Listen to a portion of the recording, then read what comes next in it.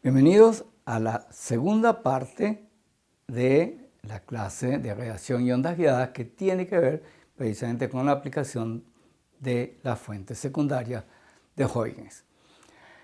En esta oportunidad vamos a utilizar la misma teoría que describimos en la clase anterior, pero la vamos a aplicar ahora al caso de propagación de las ondas. Muy bien, entonces, nosotros pudiéramos utilizar esta teoría de la fuente secundaria y del patrón de radiación de antenas de abertura para el caso de propagación de ondas ya no provenientes de una antena como tal, sino de una zona del espacio que vamos a describir a continuación. Esto tiene que ver básicamente con el hecho de cuando estoy propagando una señal de radio y existen obstáculos en el camino. La idea va a ser cómo estimar el campo que está llegando en el punto destino tomando en cuenta el obstáculo. Y lo que vamos a hacer es que en el plano donde está el obstáculo vamos a crear una abertura. Vamos a utilizar la misma teoría que estudiamos antes, solo que en lugar de ser una abertura de unos cuantos centímetros o máximo un metro, como teníamos en las antenas anteriores, ahora una abertura que va a ser muy grande, que va a tener cientos de metros, que está ubicada en donde se encuentra este obstáculo. ¿Qué es lo que vamos a hacer?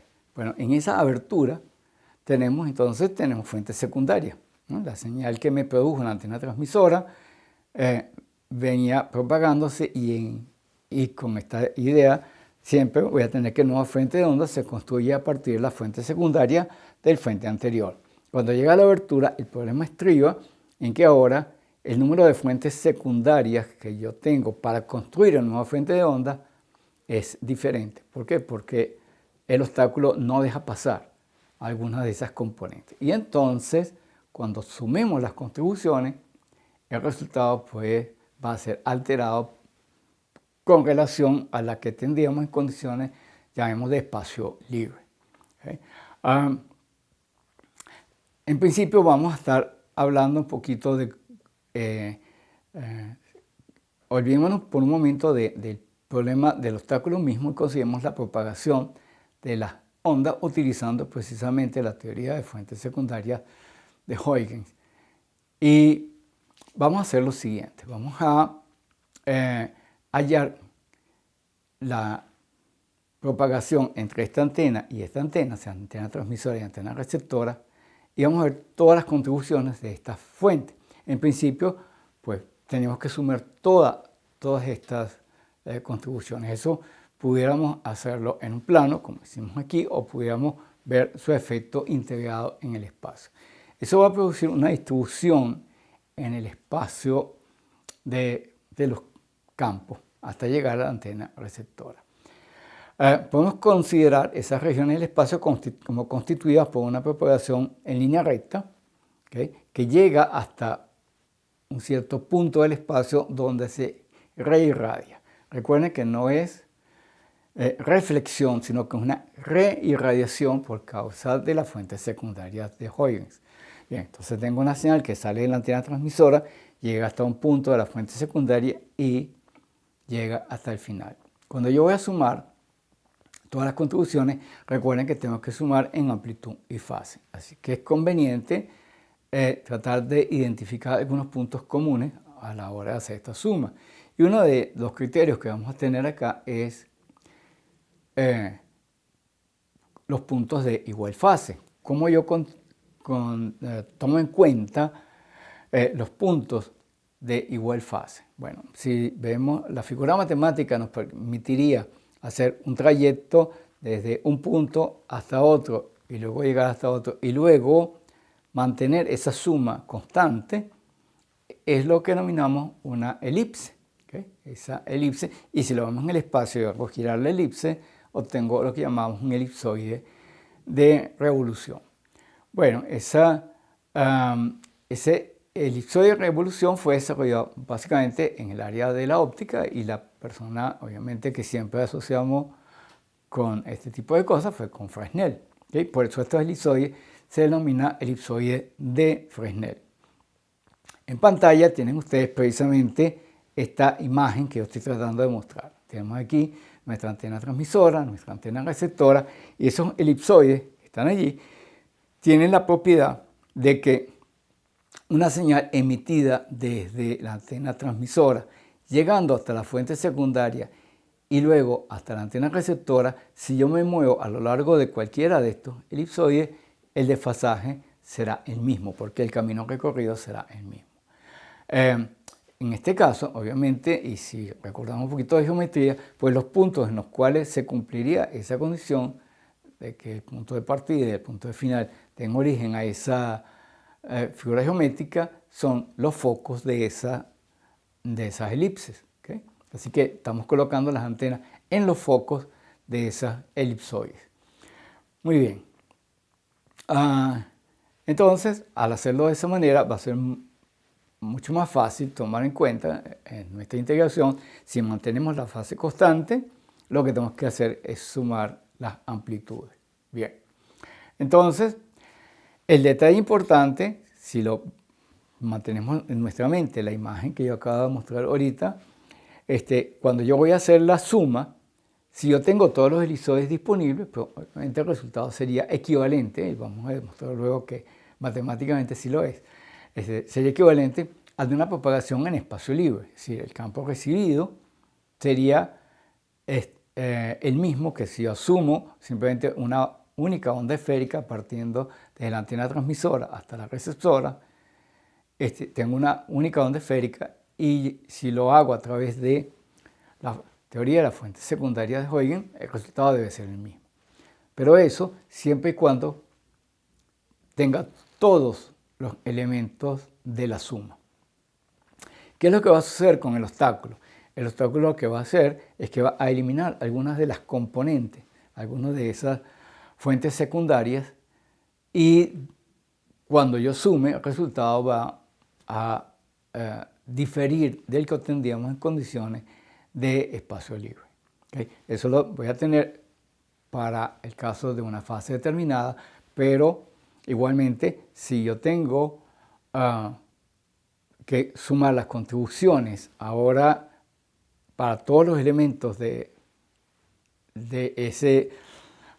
esa abertura infinita que yo tengo allí, pues lo que va a suceder obviamente es que estoy cortando varios elipsoides, por tanto tengo varias componentes que se suman en distintas fases. El resultado de la presencia del obstáculo es que no necesariamente tenemos una variación monotónica, es posible que tenga en algunos momentos tengamos alguna variación ondulante, como vamos a ver más adelante, y es motivo simplemente de que las sumas son fasoriales y no son simplemente en amplitud. Bien, entonces ahora lo que vamos a hacer es tomar en cuenta cuál sería la condición con la que nos estamos enfrentando en los sistemas de comunicación.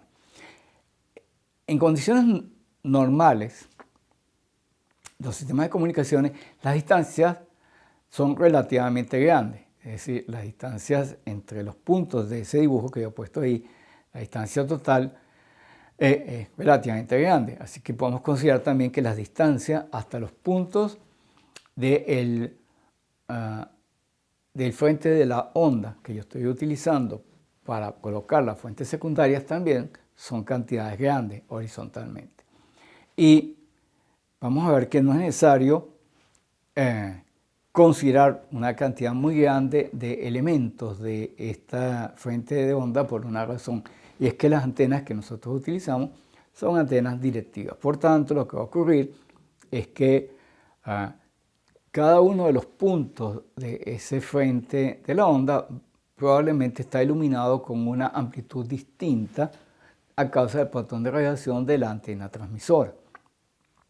De hecho, entonces, la mayor parte de la energía la podemos considerar que está concentrada dentro de una región relativamente pequeña en comparación a las distancias y fuera de eso, pues prácticamente el campo es muy pequeño. Así que entonces, cuando nosotros vamos a hacer nuestra integración, podemos hacer una aproximación. La aproximación va a ser esencialmente que las amplitudes a lo largo de esa superficie de integración van a ser constantes. O sea, la primera aproximación que vamos a hacer es que todas las amplitudes van a ser la misma, el mismo valor. Y lo único que va a diferir, obviamente, es en la fase, porque el trayecto recorrido va a ser diferente. Entonces, eso nos va a producir un resultado que obviamente, acabo de mencionar, es aproximado, pero que va a ser una aproximación muy cercana a la realidad por el hecho justamente que estoy utilizando antena directiva. Es decir, la mayor parte de la energía está concentrada en una zona relativamente estrecha, angularmente hablando, del espectro. Para tener idea de magnitudes, vamos a imaginarnos una situación como esta. Tenemos que, digamos, que las distancias pueden ser del orden de kilómetros y las distancias que van a estar involucradas dentro de esto pueden estar del orden de las decenas de metros, quizás, cuando mucho de las centenas de metros. Pero a medida que suba la frecuencia, esa área se reduce. Muy bien, como les decía entonces, estoy haciendo una aproximación para concentrarnos básicamente en el problema de la fase y asumimos que las amplitudes son constantes en ese intervalo en que nosotros vamos a estar integrando. Bueno, como les decía, volumétricamente tengo el elipsoide de Fresnel. Y lo que voy a hacer ahora es considerar un frente de onda, en particular sobre el cual yo voy a hacer las integraciones. Consideremos entonces el punto donde está el obstáculo. Si yo trazo un plano perpendicular a la dirección de propagación en donde está el obstáculo, la intersección de ese plano con el elipsoide de Fresnel va a producir un círculo. ¿Okay? Eso es lo que nosotros tendríamos allí. Así que nosotros vamos a tener, digamos, una situación como la que tenemos en la siguiente pantalla. Ahora estoy de frente, he interceptado a la altura del obstáculo, he interceptado los elipsoides de Fresnel y la figura que tengo es ese círculo que está allí. Cada elemento de área de ese círculo va a contener a un radiador. Vamos a ver entonces que el elemento de superficie de ese arito que está allí sería igual a el producto de la variación de radio por la variación de ancho. La variación de ancho sería R, el radio de esa zona, por la diferencial de ángulo, y en el caso radial pues tenemos una diferencial de R. Ese sería el área de ese elemento de superficie en el cual tengo un radiador de esto que yo acabo de mencionar, una fuente secundaria de Huygens. Bien, entonces ahora lo que tenemos que hacer es lo siguiente, tenemos que integrar esto para llegar al resultado final. Lo primero que deberíamos hacer, obviamente, debería ser integrar a lo largo del anillo. Si el radio es constante, pues entonces yo puedo simplemente hacer la integración a todo lo largo de ese anillo, es decir, hago girar el ángulo a 360 grados de la circunferencia y obtendría un valor correspondiente a un anillo de esto. Y eso va a producir un determinado valor de amplitud. Cuando yo varío el radio, ¿verdad? Es posible que estoy trabajando con un anillo distinto que va a tener obviamente una fase diferente. Así que cuando yo voy a sumar esto, tengo que considerar que las contribuciones de los distintos anillos van a estar afectadas por la fase. Bien, entonces es importante hallar cuánto va a ser esa fase para poder hacer la suma. ¿Okay? Por los momentos olvidémonos de las construcciones y consideremos que el anillo está completo. Ya adelantándonos a lo que va a ser la situación final, pues lo que va a suceder es que en la presencia del obstáculo, esa integral no va a estar completa, no van a estar todos los anillos, la integración será parcial y tenemos un resultado distinto del que tendríamos con la integración completa. Pero como les decía, vamos a estudiar en primera instancia la fase, ¿okay? La dependencia de la fase con respecto al radio. Bueno, lo que me interesaría sería entonces esa figura que estamos teniendo en pantalla. Consideremos entonces que tengo el plano donde están ubicadas las fuentes secundarias, es decir, donde está la obstrucción. Y tenemos entonces nuestra antena transmisora que se encuentra a una distancia, llamemos de 1 en este dibujo, y la antena receptora está a una distancia de 2 con respecto al plano. Pero la distancia a la fuente secundaria son distintas. De hecho, las hemos puesto como R1 para el caso de la izquierda, de la antena transmisora, y R2 para el caso de la derecha. Y esas cantidades R1 y R2 van a depender no solamente de la distancia de uno y de 2, sino que también dependen del radio de esa circunferencia que hemos obtenido en la lámina anterior. Y entonces, bueno, lo que tenemos que hacer es estudiar esto e introducir una aproximación por el hecho de que la distancia R va a ser mucho más pequeña que de 1 y de 2. Como les decía, las distancias pues están del orden de 2 kilómetros y la distancia R puede estar del orden de los metros. Así que eso nos permitiría hacer algunas aproximaciones. Bien, entonces en primera instancia vamos a ver cuánto vale el desfasaje. Bueno, el desfasaje sería igual a 2pi sobre lambda multiplicado por la diferencia de trayecto. La diferencia de trayecto, si yo sigo la vía de la fuente secundaria, sería R1 más R2, menos la distancia geométrica que existiría entre transmisor y receptor, que sería D1 más D2. ¿Okay? Eso lo hemos puesto ahí en pantalla. Y ahora lo que vamos a hacer es que vamos a cambiar el orden y vamos a decir que esto está constituido de dos contribuciones. 2pi sobre lambda que multiplica una primera contribución para el triángulo de la izquierda, que sería R1 menos D1, más la segunda contribución, que sería el triángulo de la derecha, R2 menos D2. Y, como les decía anteriormente, nosotros en esos triángulos vamos a encontrar que las cantidades R1 y R y D1 van a ser muy diferentes. Así que vamos a expresar esto en términos de esta R. Bueno, veamos entonces en ese triángulo. La diferencia R1 menos D1 sería, resolviendo el triángulo de la izquierda, sería que R1 es raíz cuadrada de D1 cuadrado más R cuadrado, menos D1, que sería el cateto horizontal. Así que si ahora yo saco factor común de 1, en la expresión de la izquierda tendríamos entonces que eso vale de 1 por la raíz cuadrada de 1 más R sobre de 1 cuadrado menos de 1. Y como les decía anteriormente, R es mucho más pequeño que de 1. Así que nosotros pudiésemos hacer una aproximación acá. En el caso de este raíz cuadrada, pues lo que vamos a hacer es que vamos a hacer una aproximación al binomio y entonces obtenemos el siguiente resultado. Pues tendríamos entonces que quedarnos simplemente con el primer término de la expansión binomial. Así que nos quedaría que R1 menos D1 sería aproximadamente, aquí le introduzco la aproximación en la raíz cuadrada, sería D1 por 1 más 1 medio de R sobre D1 al cuadrado menos D1. Y cuando yo finalmente haga la diferencia, elimino el término de sub 1 de esa expresión, me quedo solamente con el término cuadrático. Me quedaría entonces que esa diferencia vale de sub 1 medio por R sobre D sub 1 al cuadrado.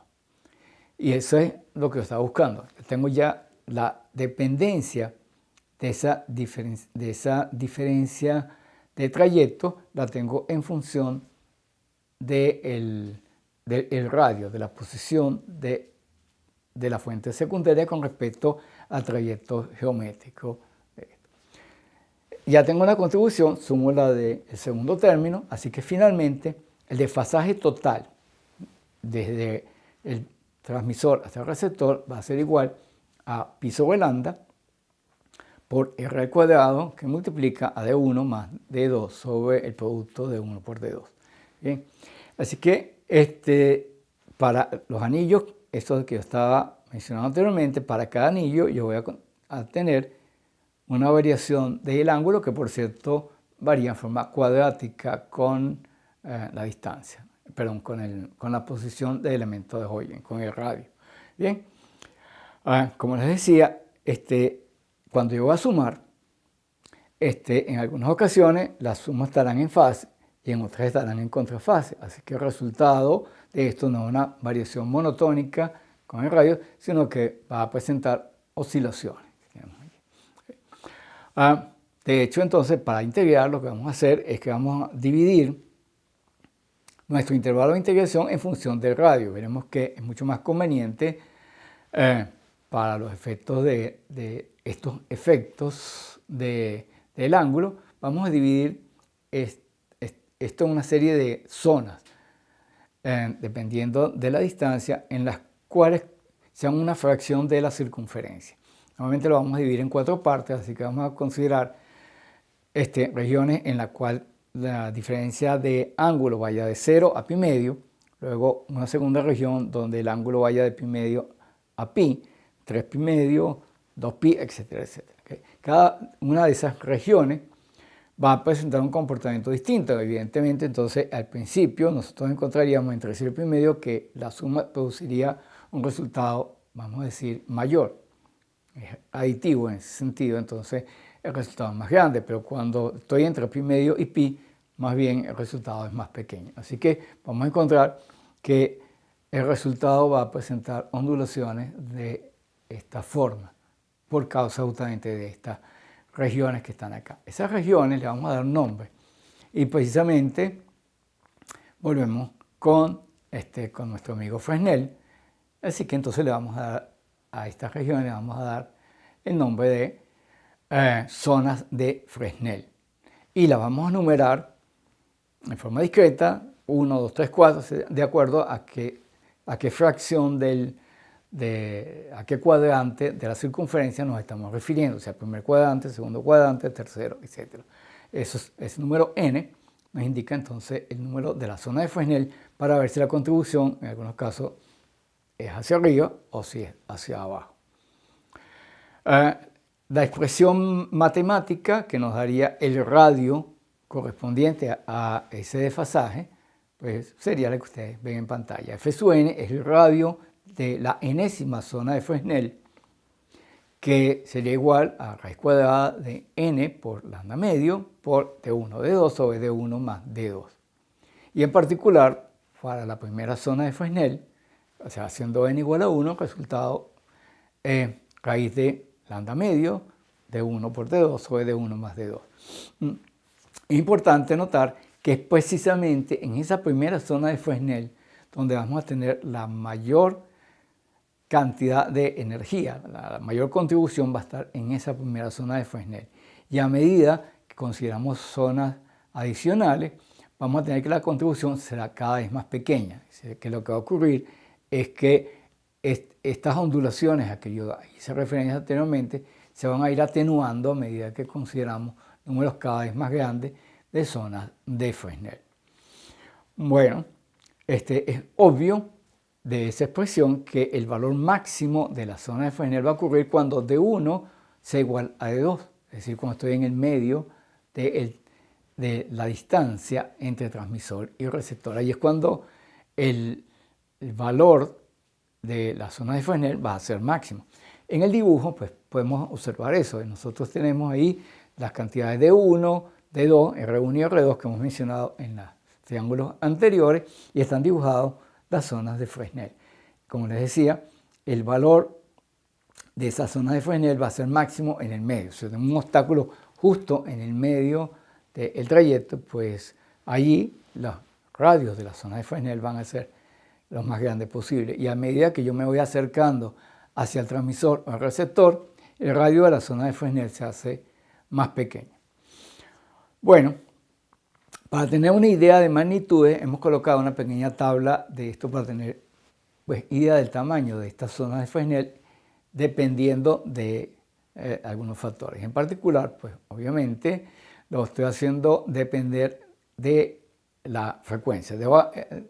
Debo escoger una distancia. Para efectos del ejemplo, asumimos que la distancia entre las antenas fuera de 20 kilómetros. Y hemos colocado entonces en la columna de la izquierda, hemos colocado la frecuencia, segunda hemos colocado la longitud de onda correspondiente, ya que forma parte del cálculo, y el resultante, el tamaño de la primera zona de Fresnel para esa frecuencia. Y también en la última columna hemos colocado el ángulo visual con el que yo vería esa zona de Fresnel visto desde alguna de las antenas. Estamos asumiendo esto en el centro, que es donde el valor de la zona de Fresnel es máxima. Entonces allí yo quiero ver cuánto es el ángulo con el que yo estoy observando esa zona de Fresnel. Ven ustedes que la frecuencia relativamente baja, de 50 MHz, el tamaño de la zona de Fresnel es bastante grande. Estamos hablando de 122 metros de radio de la primera zona de Fresnel. Pero a medida que subimos, ¿verdad? Vemos que ese radio de la zona de Fresnel va disminuyendo. A frecuencia de microondas, digamos una frecuencia típica que pudiera estar del orden de los 5 GHz, de un radioenlace de microondas, pues pudiera ser que el tamaño de la zona de Fresnel alcanza apenas 12 metros a los 10 kilómetros, ¿okay? Que es la mitad del enlace, ¿no? El enlace era de 20. A 10 kilómetros tengo que el tamaño de la primera zona de Fresnel es de 12 metros, lo cual angularmente representa 0,14 grados, es decir, es una cantidad muy, muy pequeñita. Si consideramos entonces que el patrón de radiación de una antena directiva puede estar del orden de varios grados, entonces vemos que podemos perfectamente hacer la aproximación anterior que yo dije, que en esta pequeña zona donde está ocurriendo fuentes secundarias, podemos asumir que el valor fuera constante en esa pequeña zona, porque el patrón de radiación de la antena, ¿verdad? En esa zona prácticamente no va a haber variaciones de amplitud. Las únicas variaciones van a ser debidas a la fase, que es lo que estamos estudiando en este caso. Ok, volvamos al caso de las fuentes secundarias. ¿Okay? Cuando yo tengo un obstáculo, entonces lo que va a ocurrir es que si yo disminuyo la cantidad de fuentes secundarias, disminuyo, digamos, los límites de integración y la suma total ya va a ser distinta. En el caso óptico, uno pudiera asociar esto, por ejemplo, con el iris de una cámara fotográfica, donde yo reduzco el tamaño del círculo, ¿verdad? Y entonces de esa forma dejo pasar más o menos luz, porque estoy dejando pasar más o menos fuentes secundarias. En el caso de los sistemas de comunicaciones, en general lo que va a suceder es que las fuentes están ubicadas perpendicularmente a el trayecto de propagación. Para esto, entonces, nosotros vamos a considerar una imagen como la que tenemos en pantalla. ¿Okay? Esa imagen, vean ustedes, tengo una antena transmisora, antena receptora, tengo un obstáculo y he colocado un plano perpendicular al trayecto que pasa por el obstáculo. ¿Cuál es la intención? Que el obstáculo lo que va a hacer es que me va a limitar el número de fuentes secundarias que van a pasar. Ese modelo que estamos mostrando en pantalla recibe el nombre de modelo filo de cuchillo. ¿Okay? Porque la idea es que no vamos a tomar en cuenta las dimensiones físicas del obstáculo. Vamos a asumir que entonces el obstáculo es simplemente una línea matemática, vamos a decir así, como el filo de un cuchillo. Más adelante, en otra asignatura, pues veremos cómo calcular esto cuando se trata de estructuras que sí tienen un cierto ancho. Cuando tengo que pasar, por ejemplo, una montaña donde la colina es redondeada. En ese caso, ya la colina no la puedo considerar un filo de cuchillo, sino que la colina es redondeada y ocupa una cierta zona. Entonces, en este caso, tengo que utilizar un modelo distinto, que el modelo precisamente recibe ese nombre de colina redondeada. Vamos a concentrarnos en el caso que tenemos ahorita. Consideremos entonces que el obstáculo no tiene ancho. Lo único que va a hacer el obstáculo, en este caso, es obstaculizar, valga la redundancia, el paso de energía por causa de las fuentes secundarias de Huygens. Lo que va a hacer es que podemos considerar que el obstáculo absorbe la fuente secundaria y nos deja pasar, nos la deja pasar para el otro lado. ¿Okay? Como les decía, en caso real, si no considero esa condición geométrica, sino que asumo que eso tiene un cierto ancho, nos vamos a conseguir, además de los problemas de difracción, que es lo que vamos a estudiar ahorita, consideramos también problemas de reflexión en esa zona redondeada. Por eso quiere decir que en ese otro modelo hay que considerar el efecto conjunto de la difracción con la de reflexión. En el problema de difracción, que es lo que estamos considerando acá, entonces tenemos que las fuentes secundarias, que son necesarias para construir la potencia en el extremo receptor, no van a estar completas, solamente va a pasar una porción. Y vamos a tener que cambiar nuestro sistema de coordenadas para integrar, porque nos va a convenir, en lugar de utilizar un sistema de coordenadas esférica, utilizar un sistema de coordenadas cartesiana, porque yo voy a estar integrando en el plano del frente de la onda, donde están las fuentes secundarias. Y entonces nosotros tendríamos que, tenemos que nuevamente volver a estas expresiones que hemos encontrado anteriormente. En lugar de expresarlas en función de radio, las expresaríamos en función de las coordenadas X y Y. ¿Bien?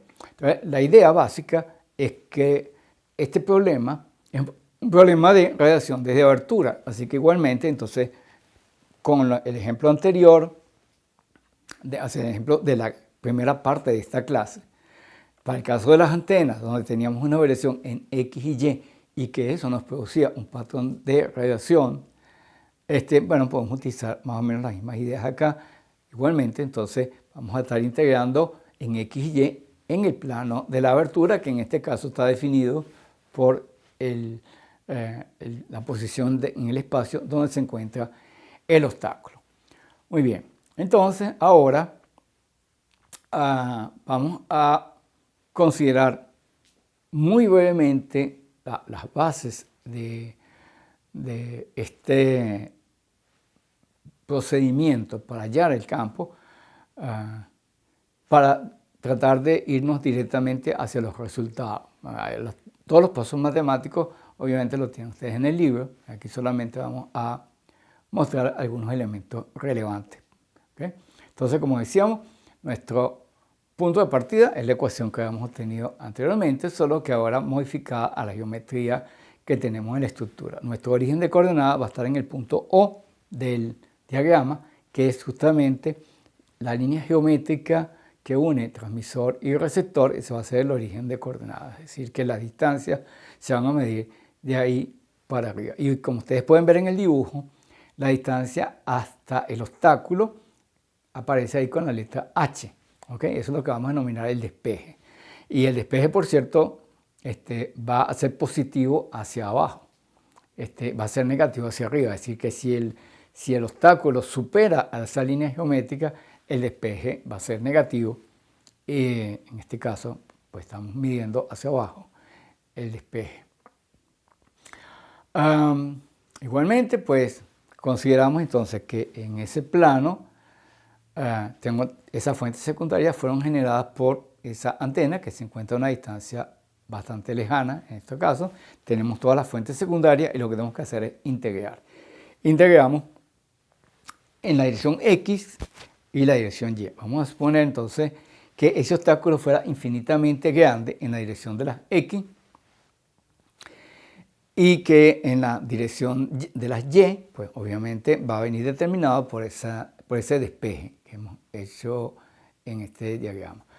Al hacerlo de esa forma, pues vemos que el resultado va a ser independiente del ancho, es decir, porque asumimos que es infinitamente grande aquí, y más bien nos vamos a concentrar en la variación en la dirección de las Y. Por lo que habíamos mencionado anteriormente, la forma como construimos la fuente secundaria, ¿verdad? van a ser una onda esférica que proviene del transmisor, produce esta distribución y cada una de las fuentes secundarias a su vez va a producir ondas esféricas que se van a sumar en el extremo receptor en amplitud y fase. ¿Bien? Entonces, ahora, juntando esos dos efectos, vamos a decir lo siguiente. Ahí tenemos una expresión en pantalla. Ya he tomado en cuenta todo lo anterior. Tendríamos que el campo eléctrico en la antena receptora va a ser J sub 0 sobre 4 pi por A, un cierto coeficiente que hemos puesto acá para juntar todos los efectos de las excitaciones, que no es precisamente el ancho de la abertura, como si teníamos en el caso de las antenas. Y tengo el término 1 más coseno de zeta h, que es lo que forma parte de la definición de la fuente secundaria. Y tengo las dos fuentes esféricas, ¿okay? Desde el transmisor hasta la fuente secundaria y de la fuente secundaria hacia el receptor, ¿verdad? Esas dos ondas esféricas que ustedes ven ahí, R menos J K sub 0 de sub t sobre d sub t de la distancia de la antena transmisora, y en el otro caso, la otra onda esférica, R menos J K sub 0 de R sobre R. Y el término de fase, que es justamente el que me interesa acá, va a ser una integral doble, porque estoy integrando ahora en X y Y, del valor de E de Y, en este caso asumimos que solamente la variación está en Y, por E a la J K sub 0, phi, donde phi es el ángulo total de desfasaje, que va a ser obviamente, va a tener una contribución tanto en el eje de las X como en el eje de las Y. Una vez que ya tengo la tensión E, ¿verdad? Tengo el valor del campo eléctrico en el punto de recepción, si yo quiero dar la potencia recibida, lo que tengo que hacer es elevar al cuadrado y dividir entre 4 veces la resistencia de radiación de la antena receptora, ¿okay? Para poder tener la potencia que se ha entregado a la antena receptora. Tomemos el valor anterior, el campo eléctrico, elevemos el cuadrado y así obtenemos esa expresión grandota que tenemos en pantalla. No la voy a leer completa, sino solamente me voy a centrar en el término de la derecha, lo que está entre paréntesis. Pues lo que tenemos ahí es esa integral doble que va desde y sub 1 hasta infinito por la integral desde menos infinito más infinito de esa exponencial a la j de sub t más de sub r sobre d sub t por r sub r lambda por x cuadrado más y cuadrado, diferencial de x, diferencial de y todo eso al cuadrado. Fíjense ustedes que los límites de integración son diferentes. En el caso de la variación con respecto de x, que es la integral más interna, estoy asumiendo que el límite va desde menos infinito hasta más infinito, es decir, asumimos que el obstáculo es infinitamente grande en la dirección horizontal. Pero en la dirección vertical, la integral va desde y sub 1 hasta infinito, porque asumimos que desde esa coordenada y sub 1 para abajo no pasa nada por causa del obstáculo, y que es en realidad lo que nosotros queremos hallar, esa dependencia con respecto al obstáculo. Ya sabemos que esa cantidad y sub 1 la vamos a relacionar con lo que denominamos el despeje en el dibujo que yo he puesto anteriormente. Siguiendo con esto, ¿verdad? La primera cosa que tenemos es que ese ángulo coseno de zeta h pues, va a ser muy aproximadamente igual a 2. ¿Por qué? Porque el ángulo es muy cercano a 0. ¿Okay? Debido a que las antenas se alinean para máxima directividad, entonces también va a suceder que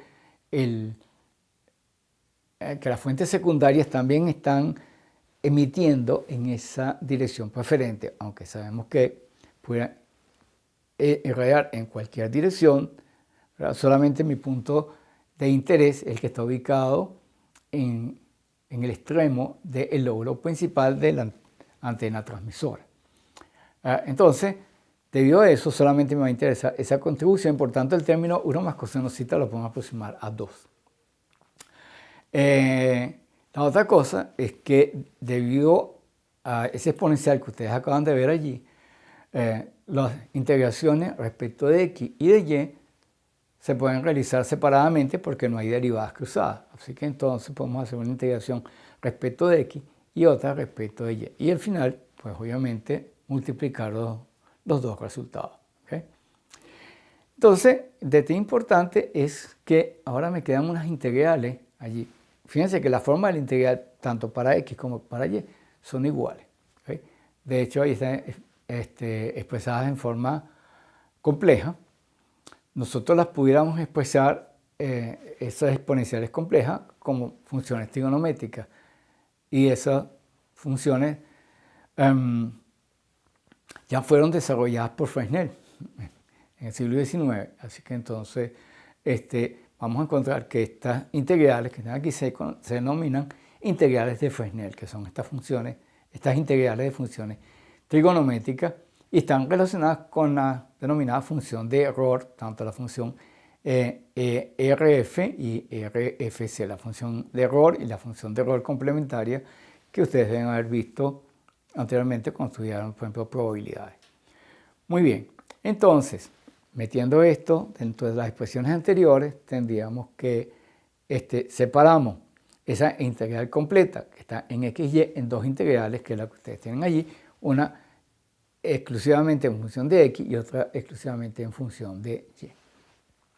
La integral respecto de x va de menos infinito a más infinito, el resultado va a ser un número, ese número, por cierto, va a ser igual a un medio. Okay, vamos a verla luego.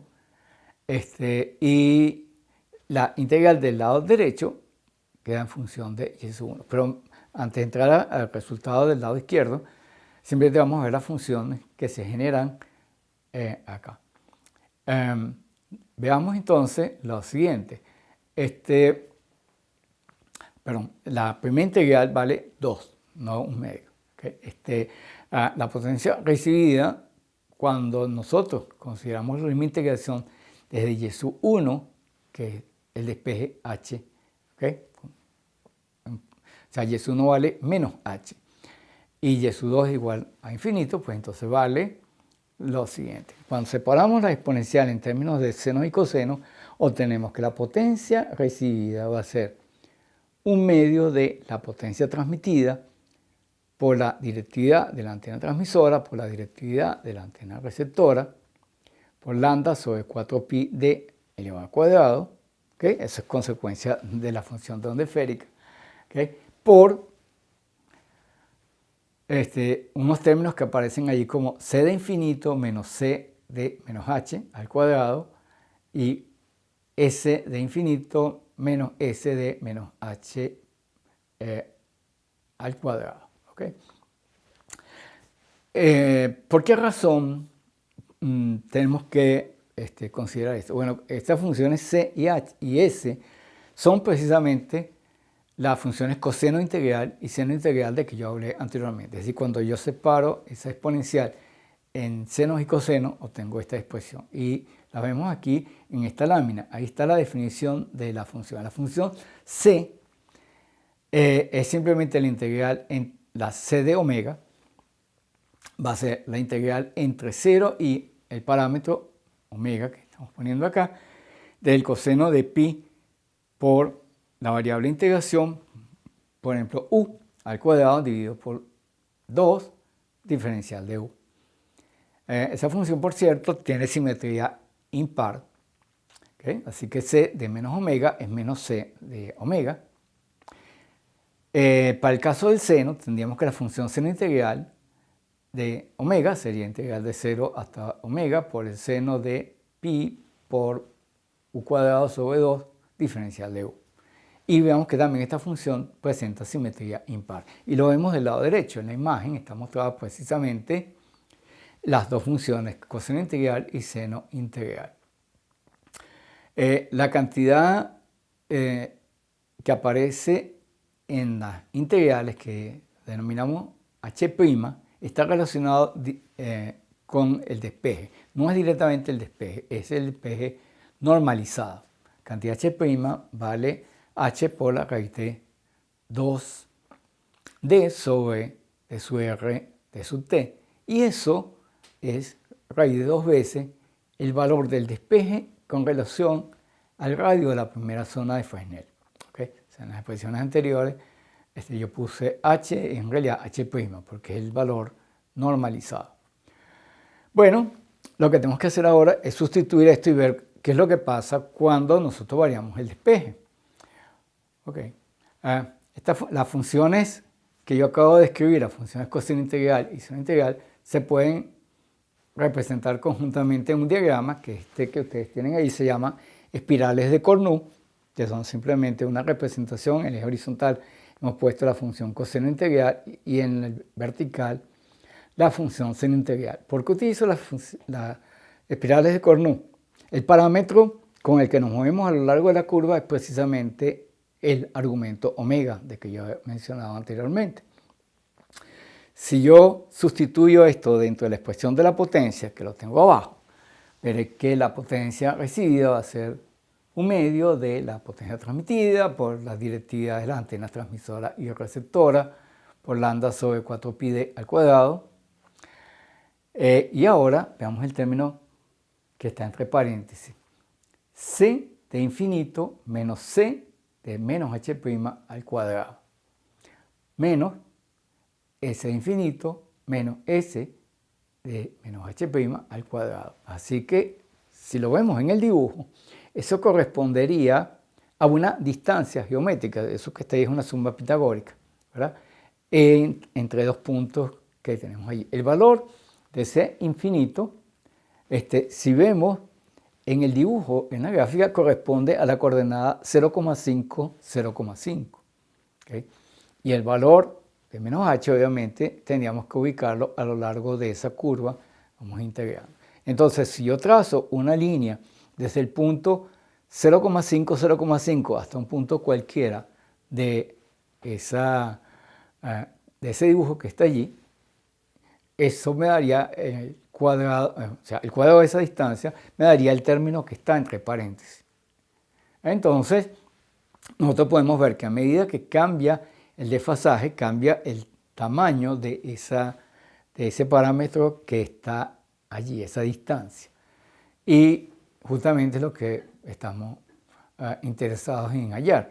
Cuando la distancia es muy, muy pequeña, obviamente, me acerco al punto 0,5, 0,5 y la potencia recibida también va a ser más pequeña. ¿Okay? En la medida en que la distancia va aumentando, ¿verdad? Yo me voy alejando del punto 0,5, 0,5, sube la potencia, pero fíjense que luego empieza a hacer una espiral, o sea, esa distancia va a subir y bajar, ¿okay? Como vamos a ver luego. Bien, consideremos el caso extremo. Supongamos que no hay, que no hay obstáculo. Así que entonces lo que sucedería es que el punto menos h' sería con parámetro menos infinito. Se correspondería a la coordenada menos 0,5, menos 0,5. Por tanto, la distancia total que tendríamos allí va a ser, en este caso, pues tendríamos 0,5 y 0,5 como está indicado en la lámina. La tendríamos allí 0,5 más 0,5 al cuadrado para el caso del coseno y 0,5 más 0,5 al cuadrado para el caso del seno. Eso daría 1 y 1 daría 2, que cancela con el término 1 medio que teníamos al principio y me da finalmente que la potencia recibida vale la potencia transmitida por d sub t por t sub r por lambda sobre 4pi d al cuadrado. Es decir, el valor de la potencia recibida, en este caso, es el mismo que tendríamos en condiciones de espacio libre. Esa condición, la vamos a ver, va a ser muy importante en lo siguiente cuando veamos el diseño de nuestro sistema de transmisión, porque esa cantidad que está ahí es lo que va a ser lo que denominamos nuestro valor de referencia. Esa potencia recibida en estas condiciones la vamos a denominar nivel de espacio libre. Es la potencia que nosotros recibiríamos en el extremo receptor en ausencia de cualquier otro obstáculo. ¿Okay? Ese valor que está allí, pues sub t igual de sub t por r por lambda sobre 4pi d es el valor de espacio libre. Cuando aparecen obstáculos, lo que vamos a tener son unas variaciones alrededor de ese número. Es decir, la potencia va a subir o bajar con respecto al valor del espacio libre. El detalle importante es cuando nos volvemos para atrás. El valor de los coseno integral y seno integral dependen del valor de h. Es decir, que vamos a tener que la potencia va a variar con el despeje. Si ahora, sin necesidad de hacer los cálculos, sino simplemente me voy al resultado final, aquí tenemos el resultado de variar el despeje. En el eje horizontal nosotros hemos colocado el despeje normalizado, es decir, h dividida por el radio de la primera zona de Fresnel. Y en el eje vertical hemos colocado la potencia con relación al valor de espacio libre que yo mencioné anteriormente. Vean ustedes que cuando me miro del lado izquierdo, es decir, cuando el valor de h es negativo, es decir, cuando el obstáculo supera la línea geométrica entre transmisor y receptor, encontramos que la potencia se va haciendo cada vez más pequeña, mientras más grande sea el obstáculo con relación a esa línea geométrica. Entonces, eso es, digamos, algo que es de esperar. Nosotros vamos a encontrar que el obstáculo tapa a la fuente secundaria y lo que tenemos es una disminución de la potencia recibida. Del lado derecho encontramos que a medida que el obstáculo se aleja de esa línea geométrica entre transmisor y receptor, deja pasar cada vez más componentes de las fuentes secundarias. Así que el valor va subiendo, va subiendo, va subiendo, y luego llega un momento en que entramos en la siguiente zona de Fresnel y como la fase es opuesta, entonces la señal empieza a bajar. Y luego vuelve a subir y luego vuelve a bajar. A medida que vamos dejando pasar más zonas de Fresnel, ¿verdad?, vamos a tener esa ondulación que ustedes observan del lado derecho. Ahora vamos a analizar los valores numéricos que tenemos acá. La primera cosa que vale la pena que ustedes se den cuenta es lo siguiente. Observen el punto h igual a 0. Es decir, cuando el enlace es rasante.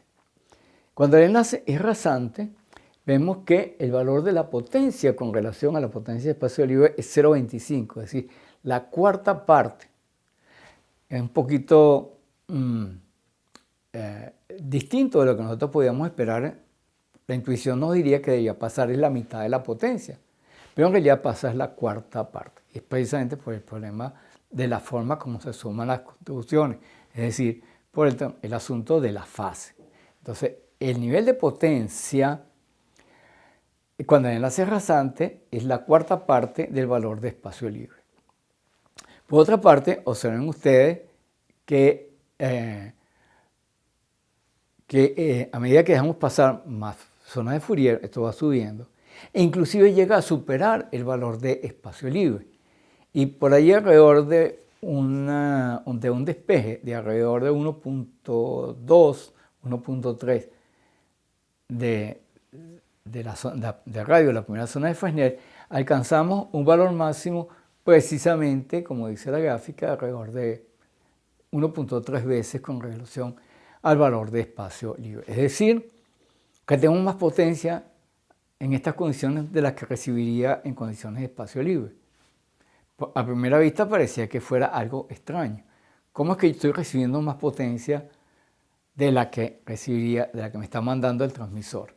Bueno, lo que está sucediendo es simplemente un efecto de enfoque. Lo que está sucediendo es que estoy en esta dirección, estoy poniendo más energía. ¿Y de dónde la estoy sacando? La estoy sacando de la zona de sombra, es decir, la energía que no fue irradiada en esa otra dirección ha sido redireccionada en este caso, y justamente por eso es que tenemos ese número un poco más grande por el efecto de difracción. La señal es más fuerte, pero esa energía no la sacamos de la manga de la camisa, sino que salió precisamente de que yo la redireccioné, esa energía que anteriormente estaría yendo en esa dirección que ahora está, digamos, obstaculizada, ahora está siendo agregada, por decirlo de alguna manera, en la dirección nuestra.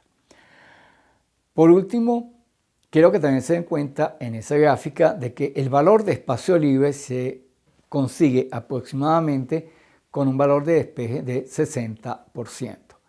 ¿Okay? Con un valor de 60% alcanzamos el nivel de espacio libre, lo cual se toma muchas veces como un criterio en el diseño de radioenlace, que si yo quiero tener por lo menos el valor de espacio libre, debo tener por lo menos 60% de la primera zona de Fresnel libre. Si tengo más, obviamente estamos mejor, pero no deberíamos tener menos del 60% de la primera zona de Fresnel.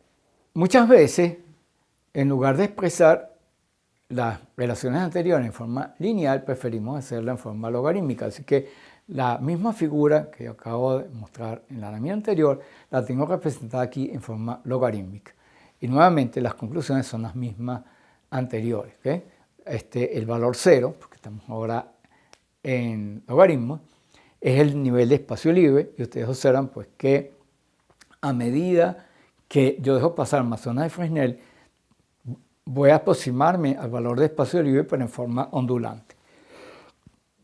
Por debajo del nivel de espacio libre, vean ustedes cómo va decreciendo el nivel de la señal recibida. Veamos también esto desde el punto de vista práctico. Veamos, consideremos el caso de un radioenlace donde yo estoy recibiendo una señal, pero de manera desafortunadamente demasiado bajo, por causa de una obstrucción.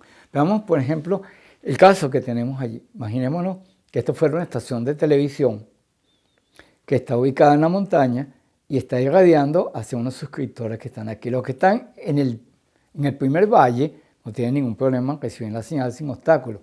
Pero luego los que están del lado derecho, hay un obstáculo entre transmisor y receptor, ¿verdad? Así que uno de los usuarios se consigue con que la señal que está recibiendo es muy débil por causa justamente de que el enlace está obstruido. ¿De qué manera yo puedo mejorar mi situación? Bueno, si nos imaginamos el diagrama anterior, lo que tengo que hacer es justamente tratar de mejorar el problema del despeje. Y la forma de mejorar el problema del despeje es colocando una antena más alta. Como ustedes pueden ver en el lado derecho del dibujo, ¿verdad? Hemos colocado una antena más grande, una antena más alta, de tal manera que ahora recibo una señal más fuerte de parte de la antena del sistema de televisión. Hoy día muchos usuarios pues, reciben la televisión por unas vías distintas. Reciben la televisión de forma satelital o reciben la señal a través de operadoras de televisión por cable.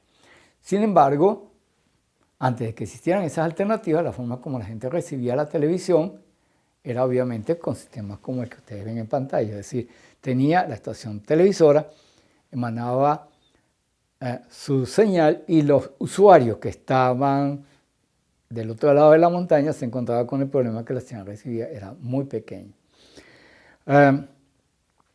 Entonces, lo que los usuarios tenían que recurrir era precisamente a estas soluciones, colocar antenas en torres muy altas, además antenas con alta ganancia, para tratar de mejorar su recepción de señal. Y eso dio origen, desde hace muchos años, a los sistemas comunitarios de antenas. Por ejemplo, obviamente, en el caso de los edificios, tengo una antena para todo el edificio y luego se reparte internamente a todos los usuarios, que no es muy conveniente ese asunto de que cada usuario tuviera su antena. Así que entonces en el caso de los edificios, pues igualmente, si yo tenía que el edificio era alto, era más conveniente colocar la antena en la parte de arriba del edificio y luego repartir la señal por todo el edificio. ¿Okay? ¿Se imaginan, digamos, la situación que se podía presentar en el caso de un edificio? Okay, el que vive en el penthouse tendría la mejor señal, pero el que vive en la planta baja pues, no recibiría señal porque estaría obstruida. En este caso tenía una antena comunitaria, se recibe la señal del punto más conveniente, que tiene la mejor señal, y se reparte por todos los apartamentos, a través, por supuesto, de un sistema de cable. ¿Okay? Entonces, ahí tienen ustedes una aplicación de esas fórmulas que yo he mostrado anteriormente y todo el concepto del despeje. Muy bien, creo que esa sería, digamos, la conclusión de la clase de hoy. O sea, aquí hemos hecho en dos partes, pero hemos utilizado todo el tiempo los mismos elementos. Hemos utilizado los elementos de la fuente secundaria de Huygens, la teoría de Huygens, para esto, y en la primera parte lo estudiamos como una aplicación en el área de antenas y en la segunda parte lo estudiamos como una aplicación en el área de propagación. Ya para la próxima clase nos estaremos adentrando aún más sobre el tema de la planificación de los sistemas de comunicaciones, donde juntaremos todos estos efectos que hemos descrito tanto en el área de propagación como en el área de antena, ahora al diseño de sistemas prácticos.